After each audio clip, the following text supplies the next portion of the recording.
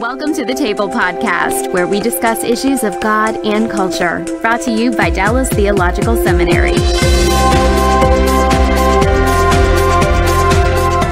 Okay, now you've talked a little bit about, we've talked about the existence of the synagogue and the growth of Messianism. Now, another dimension that's very important in thinking about being a Jewish believer is the whole, I would say, double combination of persecution and anti-Semitism. And I'm going to put them side by side because on the one hand, there is the reaction of many people that Messianics are Jewish, and so the anti-Semitism comes in.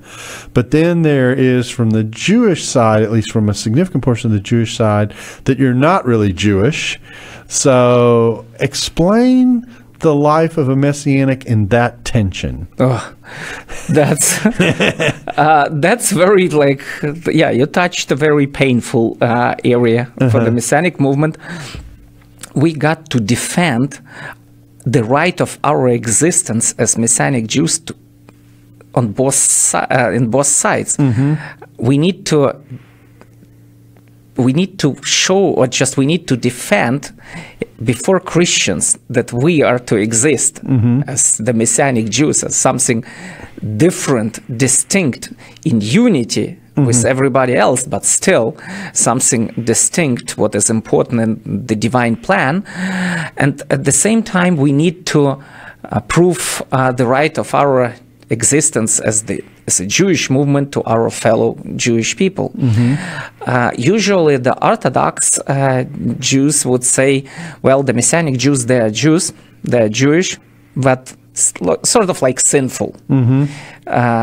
They are wrong. They are more or less like in false teaching. They believe so they're in false ethnically Jewish, but religiously heretical. Right. Yeah. Exactly. Yeah. For Reformed Jews, we are not Jewish. And there was an interesting discussion I had with Reform rabbi just recently. I was told that I'm not Jewish, that Jewish people don't... I was going to allude to this later, but you've brought it up now, so let's go after it.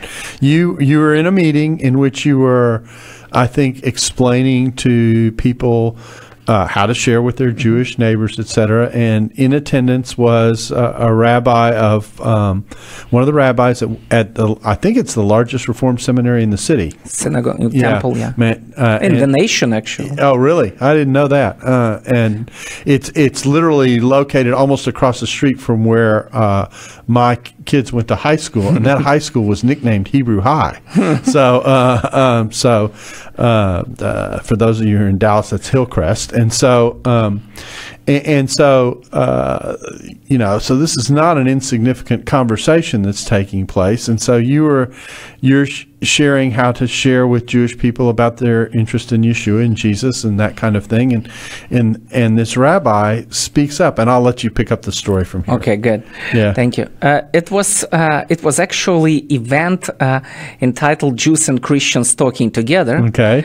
So it was like social and gathering event to discuss for Christians and Jews to talk together about some things and issues that we share. Yeah, like for example, this time it was entitled Standing Against Rising Anti-Semitism and How Jewish is Christianity.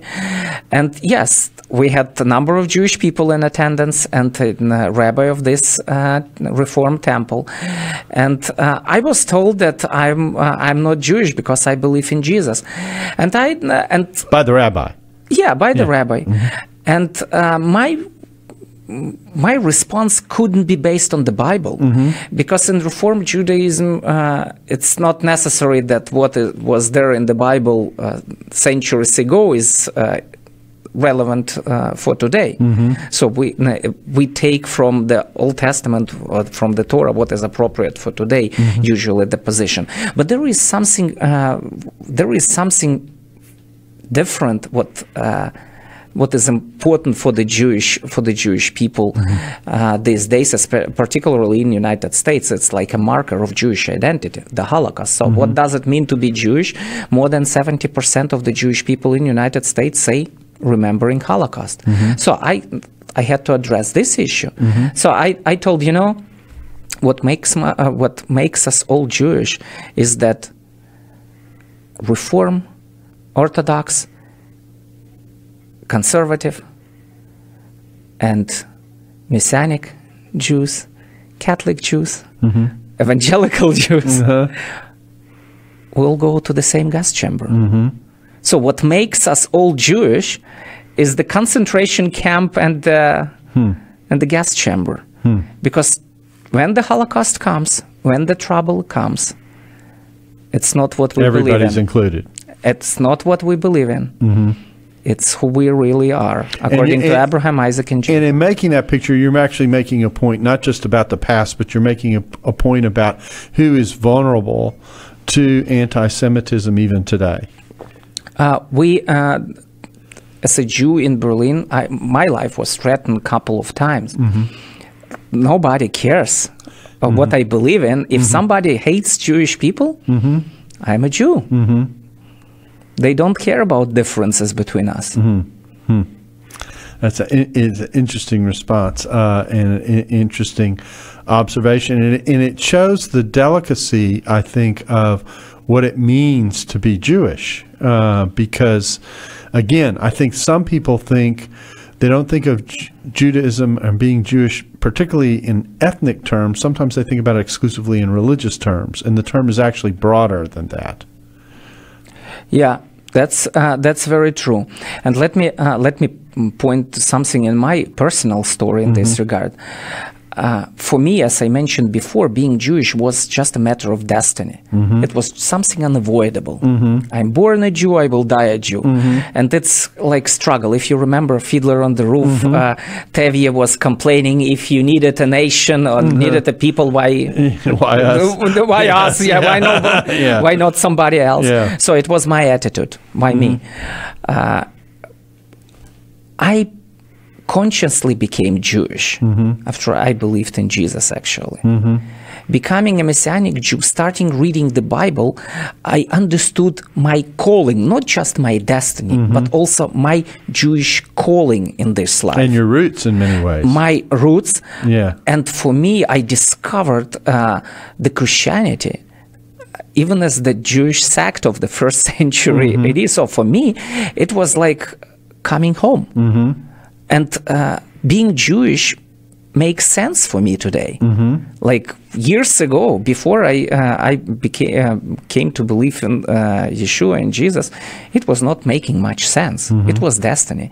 After it became calling, I became more observant as a Jew after I became a believer. So I stopped eating like pork and seafood after I became a believer in Jesus. Not because I'm legalistic or under the law, but because I consider that as part of my calling and my covenantal fidelity together with the Jewish people.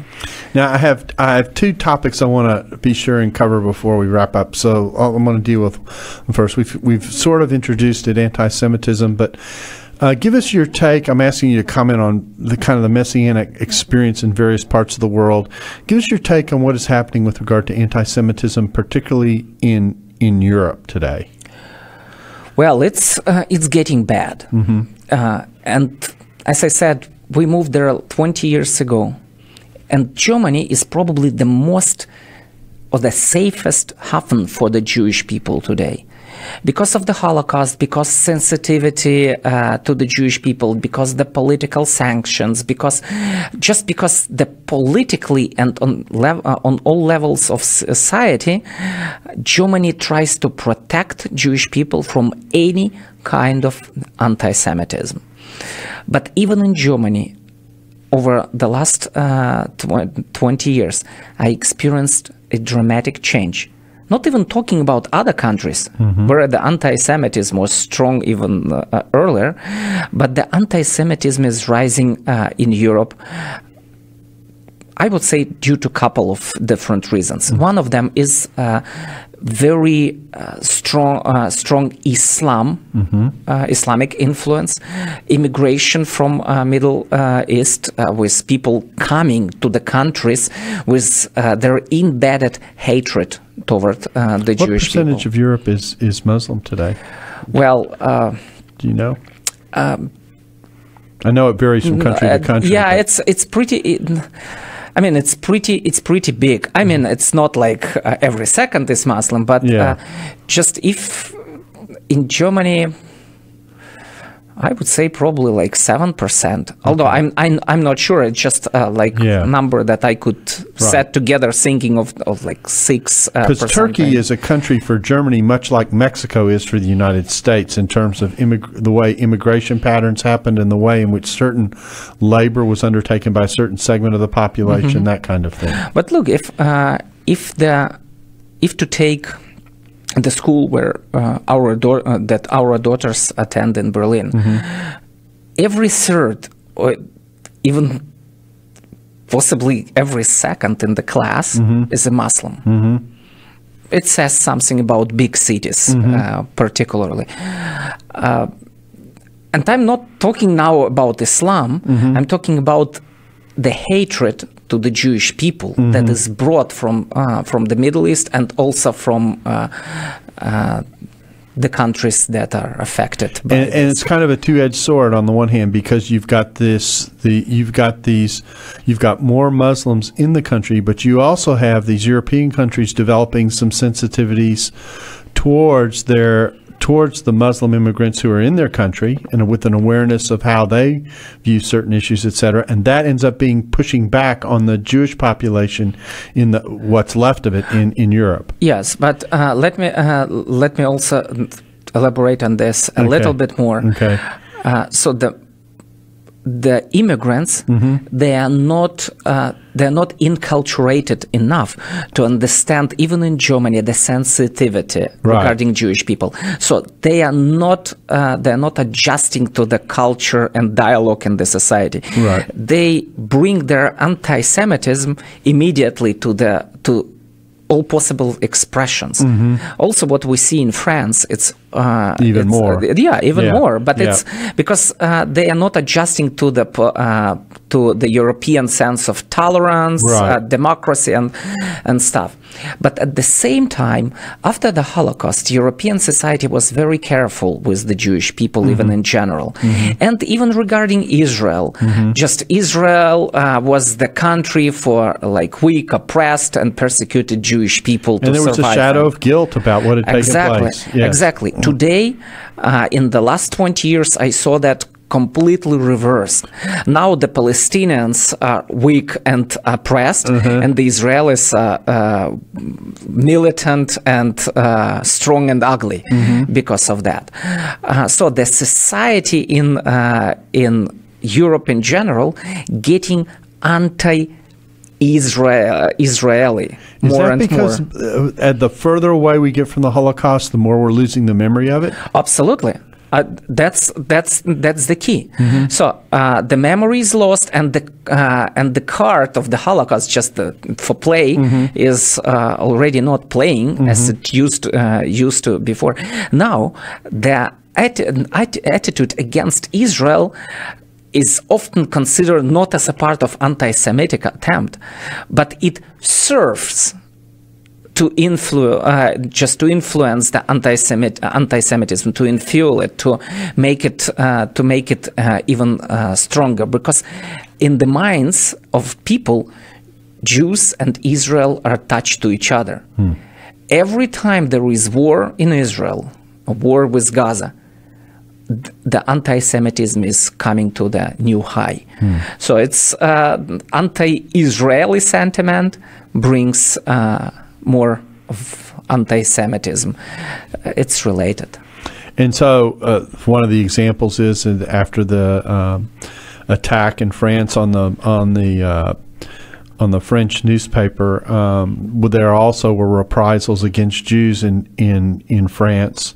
and pressure on Jewish communities in France. And my understanding is that they're actually, if you're a Jewish in France, I mean, it even got to the point of people removing their what is the thing you put on the doorpost that identifies you as a Jew? Mezuzah? Yeah, the mezuzah. Even pulling those off their doorposts so that they're not identified as Jews, so they might not be subject to physical attack. Mm-hmm. Yes. It's like Jewish people becoming mezuzah indoor houses. So mezuzah is inside, not on the outside. Interesting. Yeah. Yeah, it's every sign of a Jew in Europe is brings a danger attached to that. So I'm wearing my kippah all the time. So at first, like even years ago, like 15 years ago, I was walking with my kippah on the streets of Berlin, and then my life was threatened a couple of times because of that. So it took a miracle for me to stay alive and healthy. But my wife convinced me or pushed me to wear a hat on the top of it. So that's what I do, because every evident sign of belonging to the Jewish people in Europe brings a danger.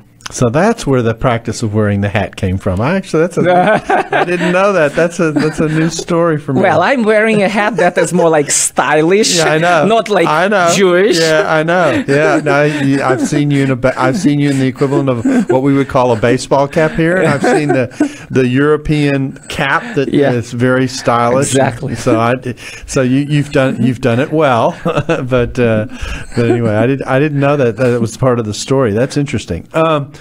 But it shows how serious things are. It is. This is not a theoretical anti-Semitism that we're dealing with. It is there and is real. People feel it and are impacted by it. That's very true. Yeah. That's very true, and it's growing.